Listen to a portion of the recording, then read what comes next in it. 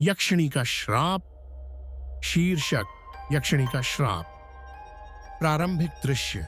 सांझ के समय एक शांत जंगल, पक्षियों की आवाजें धीमी हो रही हैं और अंधेरा गहराने लगा है।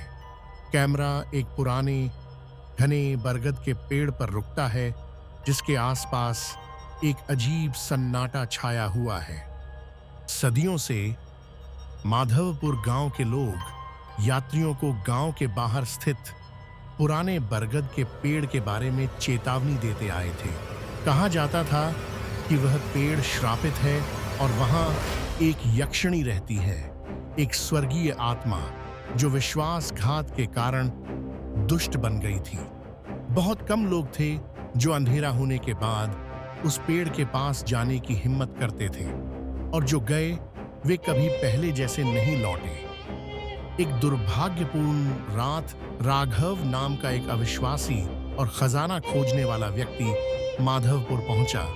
उसने सुना था कि उस बरगद के पेड़ के नीचे एक छिपा हुआ खजाना है।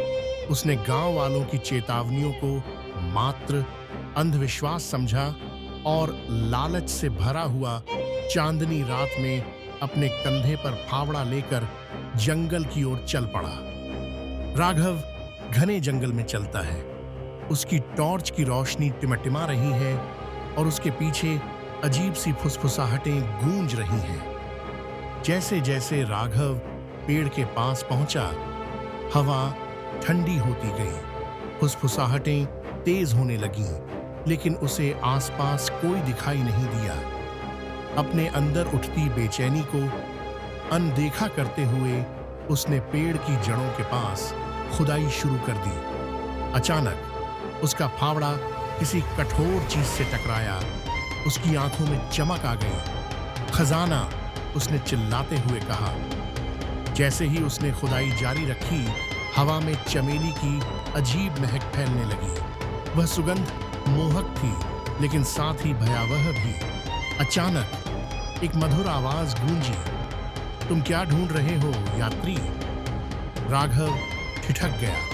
उसने पीछे मुड़कर देखा, वहां एक औरत खड़ी थी जिसकी सुंदरता स्वप्निल थी। उसने लाल साड़ी पहनी थी और उसके लंबे काले बाल झरने की तरह लहरा रहे थे, लेकिन उसकी आंखें अजीब तरीके से चमक रही थीं, जिससे राघव की रीढ़ में सिहरन दौड़ गई। मैं बस यहां से गुजर रहा था। यक्षिणी मुस्कुराई।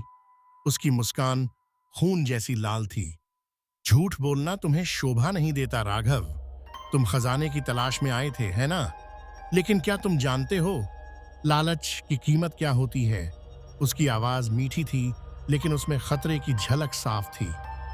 राघव पीछे हटने की कोशिश करने लगा, लेकिन उसके पैर जड़ों से जकड़ गए।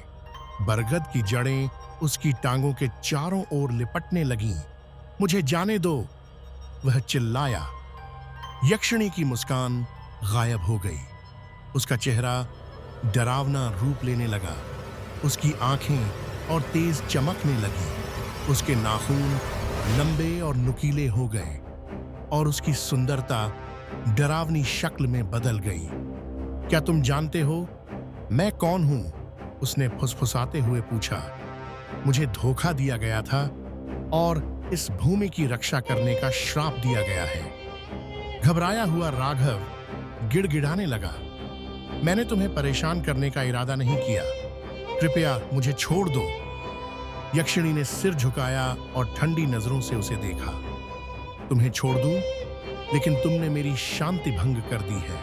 उसने हाथ उठाया और जड़ें और कस गईं। आखिरी पल में राघव की चीखें जंगल में गूंज उठीं।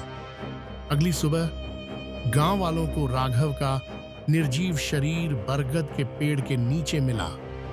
उसका चेहरा डर के मारे विकृत था। एपिलॉग। गांव वाले बरगद के पेड़ के पास इकट्ठा होते हैं, प्रार्थनाएं करते हैं और यक्षिणी को शांत करने के लिए दीप जलाते हैं। उस दिन के बाद राघव की कहानी एक और चेतावनी बन गई, जिसे लोग एक दूसरे को धीरे धीरे बताते।